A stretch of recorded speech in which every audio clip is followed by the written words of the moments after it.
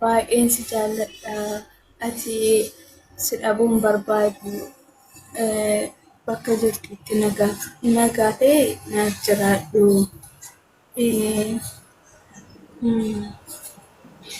Garuu Daqiiqaa tokko na jalaa nyaatiin daqiiqaa. Saar lubbuu koo abbaa manaa koo maal koo waa meeqa jedhama? Inde ishee lubbuu koo abbaa manaa koo baay'een si jaalladha. Baay'een si kabajaa si yaada siifi naaf jiraadhu naaf turi bakka jirtutti nagaa ta'e. isaan amma jedhe hoo Dhugama imala jiraachuu hin danda'u. malee Siinan jiraachuu hin danda'u. obbo Siinan ofiitti jira. fufi ana nan gaafatini ofiitti fufi waan barbaadde baxabbaxi jedhe. Sakandii soddomatti galee sakandii koo faabiliyeessan naqaan. Sin jaalladhaa sin kabajaa nagaadhaan naaf jiraadhu. Assalaamu alaikum warahmatullahi wabarakatuh. Kabajamtoota fi jaallatamtoota hordoftoota YouTube channel kee jalatti argamtan hordoftoota kee hundi keessanuu amantii kutaa ganda osoo hin jenne hundumti keessanuu baga jiraattanii hedduu naaf galatoomaa galanni keessan dachaa haa ta'u. Jalqabarraa hanga ammaa na hordoftanii na faana turtanii hedduu naaf galatoomaa isiniin jedha. Warroonni haroo dhuftanillee akkasuma welcome baga nagaan gama YouTube channel kiyyaa dhuftanii isin simadhee jira. Seenaa subscribe gochuun YouTube channel kanaa like share gochuun komentii yaada keessa sanduuqa komentii jalatti barreessaa. Warri durallee like share godhaa. Akkuma awwala na faana turtaniini viidiyoo akkuma barreessitanii like share godhaa komentii yaada keessan barreessaa isiniin jedha. Warri haroo dhuftan immoo viidiyoo haga xumura daawwachuun subscribe gochuu yaada keessan barreessuu yoo chaanaalii kiyya viidiyoon kee isin hawwate isinitti tole jechuudha. Akkasii hedduu naaf galatoomaa amma gamanumaan gama viidiyoo dhufee dabraa jechuudha. Viidiyoo akkuma jalqaba irratti dhageeffattanii viidiyoo waa'ee maalii akka ta'e na argitanii jechuudha. Namni ilmi namaa waan tokko waan taasisabe tokko waan ilaalchisu namatti eenyuun jenne tokko irraa dubbachuu danda'a jechuudha. Ka du'e haa badu malee ka jiru maal ta'a? Dhugaadha. Ka du'e dagatamee jira. Ka jiru immoo waan ta'u inuma jiraataa jechuudha. Haa ta'u tariin namni tokko tokko nama ofii kawaa ta'e saniifuu osoo haalli illee namatti tamachee akka malillee ta'anii namni jattiin tuni maal akka taate ni beektanii jechuudha. Almost haati isii odda duute waggaa geetti natti hin fakkaanne. Ana amma kana jedhuu fi akkaataa isiin ta'aa jirtu kana jechuudha. Maa gammaddee miti haa gammaddu miskiinni haa gammadu. Namni martuu gammadee haa jiraatu. Amma tarii namoota tokko tokkotti ilaalcha fudhatamu gammachuu isii kana hinaaffaa fakkaataa jechuudha wallah. Gammachuu isii kana hinaaffaa miti. Yatiima haati irraa duute kan haati irra hin jirre namni guddisee isiin gammaduun isiitu gammachuu nama kamiitu jechuudha. Akkaataa isiin ta'aa jirtu kana jechuudha. Akkaataa isiin ta'aa jirtu kana namni isiin akkana isii wajjin ta'aa jirtu kun nama akkam isiin nama akkamii nama jechisiisa jechuudha. Daangaa rabbi darbaniitiin akka arganiin godhatanii jechuudha. Yoo taphatullee barbaadan namni hojii taphatan dubartiin akka ofii hin jirti. Gizee silaa haadha ofiitii mukfiraa kadhattu isiin har'ammoo akka nama waayyuu waa irraan ta'inii godhattii jechuudha. Kalaas dagattee jirti jechuudha. Kaleessa mucattiin tun akkam jirti yoo ta'u haati isii dhibamtee rabbi rahmata isii haa godhuu fi gara ganda akiraa haati isii biraa deemte sanii halkanii guyyaa miidiyaa irraa booddee jechuudha. Har'a hoo jechi isiin hasaartu akka isiin qotaartu kuni nama jibbisiisaa jechuudha. Gizee haadha ofiitii du'aayii gootu gizee shamarran akka ofii wajjin osoo taphattee taphatuun isii haa taphattu haa gammaddu maa gammaddee miti haa gammaddee jiraattu rakkoon qabu. Garuu osoo bootaa isii fakkaatu dhaabattee silaa bareeda ta'e bakka isiin fakkaanne yoo dhaabattu haadhuma isii ta'a kalee gara ganda akiraa deemte sanuu dagatte fakkaatti. Har'aan tana ijoollee haati isii amma yoo guddate yookiin waggaa yoo hin geenne yoo gara ganda akiraa deemte rabbii jannatan isii haa qananiisu. Yookiin waggaa geetti yookiin waggaa yoo hin geenne jechuudha. Waggaalleen yeroo ammaa kana hoggaan ni daddafa. Hoggaalleen asuma kaluu kana malee baay'ee fagoodha miti jechuudha. Har'a ijoollee meeqatu miidiyaa irraa booyaa jira, haadha dhabuun jechuun meeqatu haadha yaadatee miidiyaa irraa booyaa jira jechuudha.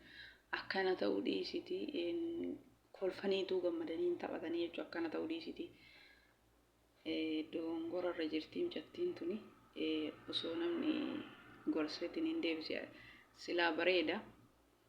Dogongora irra jirti taphatu haa taphattu bakka ishii fakkaatu bakka ishii malu osoo taphatte silaa bareeda.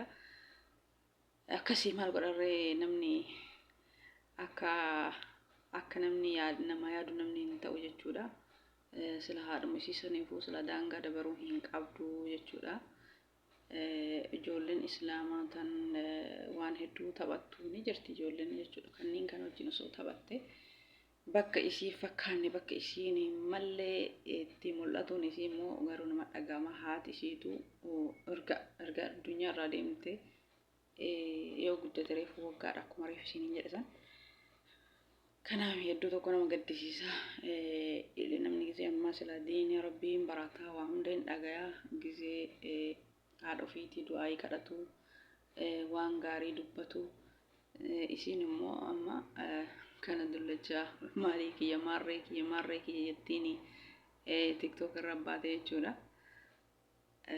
Xaariin mubee chilaalan bilaasha ta'e na fakkaata. Isii gargaaruun namni isii gargaaruun isiin gammaddee bakka haadha ofii dhabdee qalbiin isii cabde san gammaddee haa jiraattudha malee heera haa baatu miti jechuudha. Daangaa haa dabartuufi miti. Nama gaddisiisa garuu wanni akkanaa kun baay'ee tokko nama jibbisiisa illee namatti illee hin tolu jechuudha. Namuma wajjin taphattuu dhabdee kana wajji taphatti rabbi ishii haa qajeelchu. Tarii wallaalummaa itti jira, tarii ijoollummaatu itti jira. Rabbiin nama of duuba deebi'ee of yaadatee bakka irra jiru kanarraa deebi'eetiin haadha ofiitii makfiraa kadhatu kana dhiisee yoo taphatte illee ijoollee islaamaa wajjin shamarran akka isii wajjin osoo taphatte jechi illee jecha qabaa, bootallee bootaa qabaa, taphni illee bootaa qabaa. Akkasii rabbiin ishii haa qajeelchu jenna. Haadha ishii immoo rabbi rahmata haa godhuufi. Isiin gisee dura akkasitti halkanii guyyaa miidiyaa irraa booddu suni amma waa'ee maan kanaatu ittiin jiru jechuudha. Irraanfachuu iyyuu hin ooltu.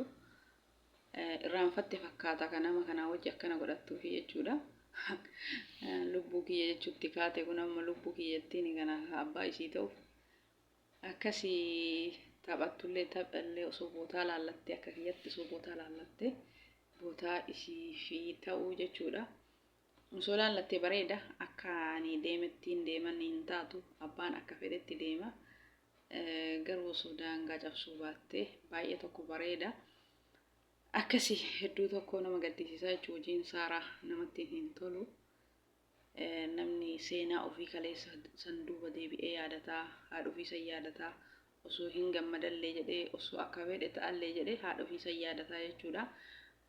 Rabbiin haadha tiyyaa sanuu narraa fudhate ani maaliif akka mallee ta'a, ani maaliif bakka mallee dhaabadha silaa jechuu qabdi. Rabbi si haa qajeelchu. Ijoollummalleen ittuma jirti. Rabbi si haa qajeelchu. Akkasuma namni ijoolleen biraallee silaa barumsa irraa fudhatanii namni barumsa irraa fudhata. Kanarraa namni mee maal fudhata reema? Mee kanarraa maal fudhata? Haati ofii amrii taatee waggaa takkatti har'isii yookaan dullacha kanaan maalii kiyya maalii jettu miidiyaa irratti baate gisee silaa ilmoon haadha ofiitii har'a diinii rabbi biratti makfiraa kadhattu isiin ammoo hojiin isii hojii biraati. Baay'ee tokko nama jibbisiisa faamilii isinoo maal jettan ani hedduu tokko nama jibbisiisa jechuudha. Haalli mijattii tana hedduu tokko nama jibbisiisa. Rabbi si haa qajeelchu. Rabbiin ofisii haa beeksisu. Yaa saaraa teenna yaa habiibtii teenna haadha teetii makfiraa kadhadhu. Haadha tante takalee deemte san yaadadhu akka argite hin ta'inii an akka kiyyatti dhaamsa kana dhaamate rabbi si haa qajeelchu. Rabbiin nama bakka hin taanetti mul'atu miti.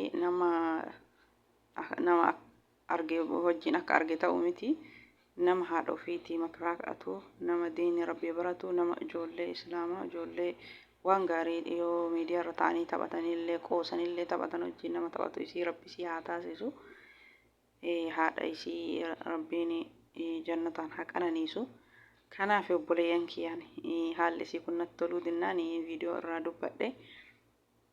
Wanni godhan hin jiru rabbi haa qajeelchuma jedhanii nama tokko akkasi isinoo maal jettan haalli Saaraa hojiin Saaraa kun isin biratti mee maal fakkaata? Ana akkasitti haalli isii kun na jibbisiise. Ijoollummaa itti jira nu gammachuu kan kee maa gammaddee fi miti. Amma namoonni tokko nama waa godhee fi ka'ee namni sun yoo dhufee miidiyaa uffatee gammadee yoo jiraate kalee akkasii goonee har'a akkana taate namaan jedha. Gammachuu san namaa san namni tokko ni hinaafa laalaa gammachuu namaa san hinaaffaa osoo hin taane namni sun haa gammadu. Ilmi namaa haguma addunyaa tanarra jiru gammada malee gaafa du'e galee hin gammadu. Kanaaf haa gammadu, haa uffatu, haa nyaatu, haa dhugu, haa jiraatu. Garuu daangaa rabbii osoo cabsuu baatee nama jibbisiisaa jechuudha. Namni kabadii qabu kam kayoo haa argate, kayoo wanni sun dabree fi jijjiirama argate daangaa rabbii cabsuu jechuudha. Kolfee haa gammadu. Namni sunillee waan namni isa gargaaruu fi akka inni rakkina san keessaa bahuu fi akka inni gadda kalee keessa san keessa jijjiiramee bahuu fi malee akka inni daangaa rabbii cabsuu fi miti jechuudha. Akkasii daangaa rabbii cabsitee jirti jechuudha. Akka argite ta'uu kana taphni illee osoo ijoollee ofii ijoollee jechuudha ijoollee islaamaa ijoollee akkasii wajjin taphattee silaa bareeda. Xiqqoo ni jarjarte jechuudha. Haatu reefuu waggaa geettii isiin arruma yoo akkana taatu miidiyaa rabbaatee akkana taatu hedduu tokko nama dhagahama. Garuu abbaan akka ofiitti bula akka beekutti bula. Rabbiin isii haa qajeelchu. Ani kanaaf viidiyoo kana irraa dubbadhe obboleeyyan kiyya. Rabbiin karaa gaarii irratti isii haa oofuu. Nama waan hin taane miidiyaa kanarraa godhatuu miti. Akkasii obboleeyyan kiyya warroonni jalqabarraa hanga ammaa na hordoftanii hedduu tokko naaf galatooma. Warroonni laayikii naa godhaa jirtanillee hedduu tokko galatooma. Koomantillee barreessaa. Yaanni kiyya viidiyoon kiyya jechi kiyya isinitti tole akkasuma yoo isinittillee tole wanni irratellee yoo jiraate dubbadhaa rakkoo hin qabu. Koomantii barreessaa viidiyoolee hanga dandeettan osoo daqiiqaa 10 illee ilaaltanii akkasii ilaala. Akkuma dura na jajjabeessanitti na jajjabeessaa. Warroonni haarawallee sammuna kan ijoollee hedduu haarofti dhufaa jirtanii argaa jira. Hedduu naaf galatooma tokko keessan